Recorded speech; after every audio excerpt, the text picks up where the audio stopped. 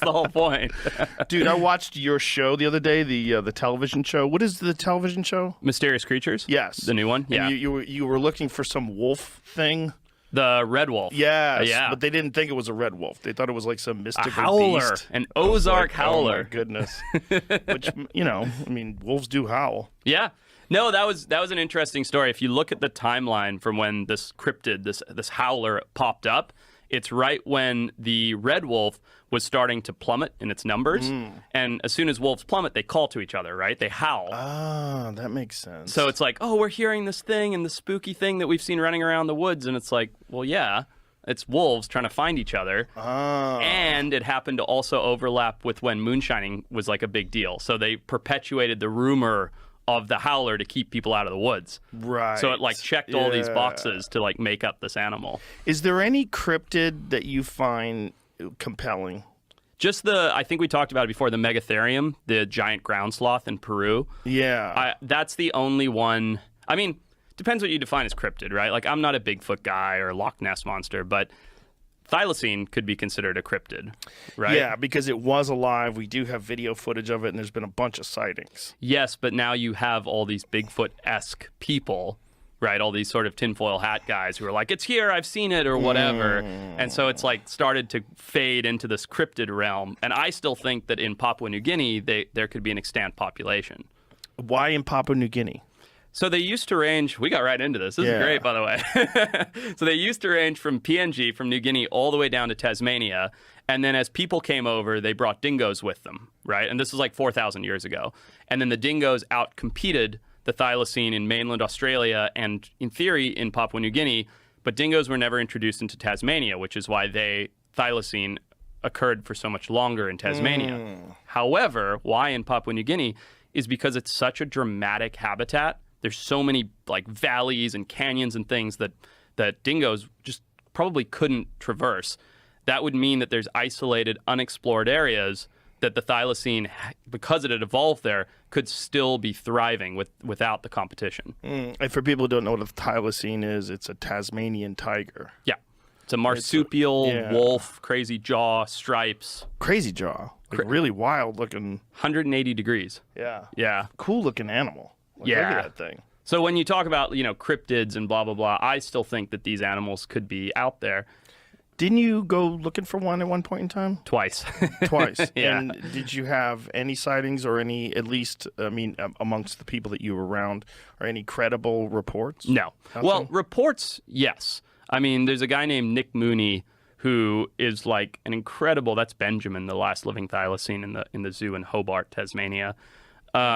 Guy named Nick Mooney, who's like a state biologist, like renowned naturalist and biologist, who has no reason to make this up or anything, and he swears that he saw one in Tasmania about 25 years ago. And he's like, I know every animal in Tasmania. I am a biologist. I work with Fish and Game or fish, whatever their equivalent is. He's like, why would I make this up? He's like, I didn't even tell anybody for a year or two because I didn't want to be called a kook. Wow. And then he came out with it and sort of began this whole thing. But yeah, I mean, definitely some credible sightings. How would one even do a survey of those areas? If you're talking about like rainforests and tropical jungles and just dense wooded areas, how would one even find what's in there? And for the most part, unexplored, too, especially when it comes to PNG and Western Papua. Well, that's the thing. I think that's the barrier to entry, right? Anybody can go to Tasmania, drive down a highway, and be like, oh, I looked and I didn't find it, which is basically what I did. But to get into those places that they could be extant requires helicopter support, refuels, tons of local ground support, like local hunters and tribal people that know the land. And so it's a big, expensive operation to try and get into these places. And then, that's just getting in. Then you'd pepper it with trail cameras, baited cameras. You'd do some scent trailing, some sound calling, all these. I mean, you're a hunter. You know these techniques. Well, it's interesting because we know that mountain lions are real, but most people don't ever see a mountain lion. Right. And a lot of people that live in like these heavily wooded areas don't see mountain lions. Yeah. Like, it's hard to find one, and they're everywhere. They live in our cities. Yeah, there's a shit ton of them. Yeah. So you might get lucky and catch one, but the populations are pretty great in terms of, like, if you're in Colorado or if you're in Utah, I mean, they have a lot of mountain lions. Right. And it's very rare that you see one. Exactly. So imagine if there was a very small population of mountain lions or Tasmanian tigers. And, you went looking in a much more wooded area, much more dense environment. Much larger, too. Huge swaths of unpopulated land.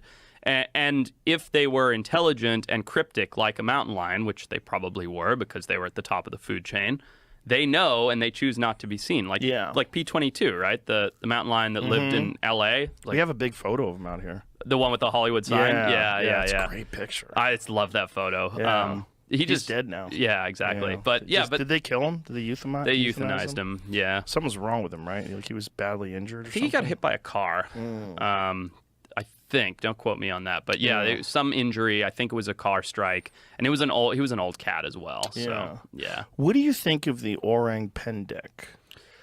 I think it's interesting. Have you ever seen that motorcycle video? Where the guy's on the motorcycle and he sees the little guy run across. Yeah. So that's supposed to be orang pendek, right? Well, let's see if we can find that. Sure. That one is weird because there you go. Here, is that real? It's so. And is this a kid? Fake.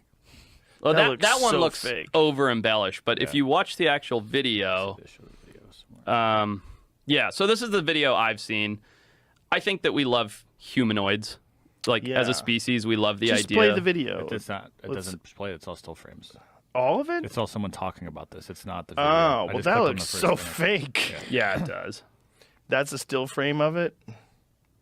But that could just be a naked dude. Totally. That totally could be a crazy looks like person. A dude. Yeah. That doesn't even look that hairy. That's not it. Yeah, this is the same one I've seen. Yeah. And I think in relation to the motorcycle and the guy, even though there's some forced perspective, it's tiny, right? So it looks like a dude, but that would be like a 4 foot tall guy. So here's these guys. They're on this motorcycle, racing along. Was that the one? I felt like it ran across before. Yeah, that one looks fake. This one looks fake. I'm that one looks certain like I saw a different one. setup. The guys slow their bike down just in time. Yeah, this one's nonsense. What? Well, that was where it ran across the road. The one that I saw, though, I thought it was dark-haired. And it ran like this way across the road, and it right? was a very quick and brief video.